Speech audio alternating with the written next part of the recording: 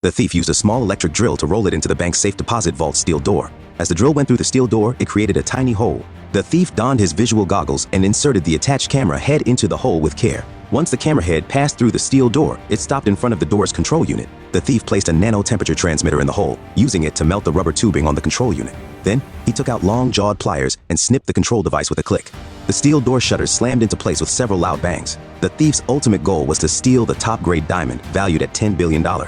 As the safe house's steel door opened, Jeffco entered inside. However, after stealing the diamond, his teammate on the roof, who was in charge of the response, suddenly betrayed them and fired a shot, killing another robber. When he heard the unusual sound of gunshots in his earphones, he realized something was wrong. So, he turned around and quickly flung himself out of the room. However, to get the diamond for himself, this traitor called the police to lure all the Fooblers to the bank. Because of this, Old Dark hurriedly turned on the torch to activate the smoke alarm above him, put on his anti-disinfective mask, and then lifted his desk, hanging down some dry glass to shake off the Foobler's queen, who was after him to block his path. Old Black pulled the cable from the bank, but the three ambushed him at the other end of the cable, raised his armbar to Old Black, and demanded he give them the diamonds, or they'd kill him. Old Black, hearing the flash door, braked sharply, stopping in midair, then pulled out his cutter and broke the rope. Without any strength left, he went into a building under construction. To prevent the three renegades from stealing the diamonds, Old Black crawled into the building's ventilating ducts and pipes, finding a very sheltered corner. He then put on some poison masks and hung down some dry glass to throw off the men who were after King Fobler's wife. Then he sends a personal message, a chain of command, and with the command, he snaps the diamond into the duct. In a hurry, Blackie crawls out of the duct and confirms repeatedly that the diamond is hidden on the north side of the third floor duct.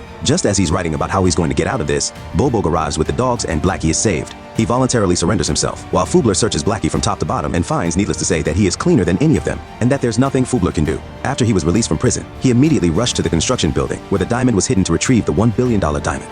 However, when he went to the building, he was shocked to see that the old construction building was transformed into the police station. He yacked and yacked, but when he thought that the $1 billion diamond was still hidden in the ventilation duct on the third floor of the police station, he was so happy to see that the old construction building had been changed into a police station.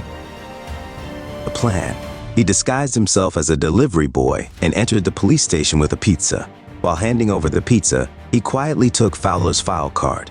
He then gave the card to his teammates, experts in counterfeiting for 2 decades, and instructed them to forge Fowler's documents. Hay ensured his actions surpassed the real Fowler's, aiming to cause more trouble than the real King's Goods man. Old Black entered the station with the fake file, posing as Fowler, and used the stolen access card. He headed to the third floor by elevator, intending to retrieve the $1 billion diamond hidden there. When he realized Hobbler didn't suspect his fake identity, he calmly proceeded to the elevator and joined the real Hobbler on the third floor. Hobbler then followed his memory to the ventilator on the north side of the third floor, only to discover that it had been converted into a women's restroom. Hobbler sneaked into the women's restroom, but as he approached the ventilator, a prisoner broke free from his handcuffs and dashed into the women's restroom. To avoid exposing himself to the public, he opened the door and bewildered the prisoner. When he was truly exhausted from drinking, Black swiftly exited the women's restroom and pointed to the ventilation opening, explaining to the police chief that there was a ventilation opening as announced by the chief executive and that he had escaped. "Yes, what are you doing?" "Oh, I'm a newly transferred resource person." Black stated this and also presented a forged police badge to verify his identity, and was informed that the police station had applied to the Ministry of Human Resources for additional staff deployment half a month ago due to a shortage of manpower. The task force chief had no clue about Old Dark. Checking Old Dark's file, he saw Old Dark worked on top cases. He ordered Old Dark to take trainees on cases. Old Dark, hiding his identity, stayed disguised as Hobbler to find a chance to retrieve the diamonds. The station was busy, and Old Dark was out with trainees all day, no office time. Unbeknownst to us, Blackie, his Hobbler disguise worked so well he was promoted to team leader for catching the culprit. But Blackie didn't want the role, he wanted the diamonds. He sneaked into the duct, climbed to where the diamonds were hidden, and found them untouched. Blackie then learned from his men about an accident in the duct. He quickly determined that the drillstone must have been carried into the chicken's footstool of the pipe by the water. So, he promptly grabbed a toy remote-controlled car, planning to maneuver it to locate the drillstone. As the monitoring car navigated through the ventilation pipe, making 7, 8, 9, 10 turns, he finally confirmed the drillstone had landed on the roof of the evidence room. Just as he was contemplating how to access the evidence room, the bureau chief unexpectedly burst in, ordering Hay to hurry to the airport to arrest the robbers. However, the bureau chief was unaware of how to proceed. How could the commissioner not have realized that Captain Frebler, whom he had promoted just half a month earlier, was also a robber? Old Darky had to maintain his cover to avoid revealing his true identity, so he accompanied the chief to the scene with the real Frebler. Drawing on his 30 years experience in burglary, Old Darky instantly recognized this was a setup for a robbery. The robbers had orchestrated a facade of a robbery as a diversion to smuggle out the white flour. Yet the men of the task force, despite having their own eyes, failed to notice it. But the men on the task force, he didn't believe him, and his anger flared up immediately. Let's figure out how we can get our revenge on him. Then, relying on his own assumptions, he swiftly found a B-96 van. The three of them seized the opportunity at the red light to swiftly breach the wall and exploit the situation, capturing stolen goods directly. He then stepped onto the white surface, opened the ventilation window above, and reached into the vent to find the top-grade diamond valued at $10 billion.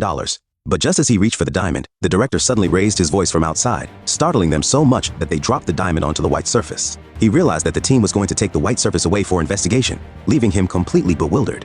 What's happening? What's happening? Isn't it mine? I'm the one seizing it. I've got it. Just because someone holds a higher position than us, we must get rid of him. Yet, he was concerned that the chief might notice something unusual. He had a change of heart and turned to the driller, asking why they didn't take the diamonds and continue working as an undercover agent to catch the big fish behind them. The driller thought it was a good idea and ordered Black to go undercover to catch the big fish. To retrieve the diamonds, Black had to disobey orders and get involved with the drug dealers. Just as Black was looking for a chance to go to the car and retrieve the diamonds, his new nemesis Sam burst in. Sam was quick and grabbed the diamonds while the three stood at a standstill. Freeborough received Black's call for help and rushed in with his men, but they were not fast enough. Sam grabbed a pickup truck and raced out of Freeborough's encirclement to the neighboring country. Freeborough couldn't cross the border without permission, so he stopped at the border. Black watched as Sam raced out of the border, ready to leave the country. Shang Tian quickly rushed to grab a sister car and sped straight to the front of Sam's car. Then, he adjusted the angle of the sister car, braked hard, pressing the brake all the way down, and flipped Sam's car over. It was all to play a game of duplicity. Old Black shot at Sam's big bus card and then aimed at someone else. After Old Black grabbed the diamonds, he snapped back to the borderline. Suddenly, the Bureau's director intercepted him, and the renowned god's head was rightly called. Old Black immediately realized his identity had been exposed upon hearing that. Just when he thought he was about to be arrested and sent to jail, Mr. Popolo pointed to the borderline and told him it was a pity they didn't have the rights to cross it. Mr. Black was immediately at a loss, and then he took his billion-dollar diamonds to Farley Field. The thief used a small electric drill to roll it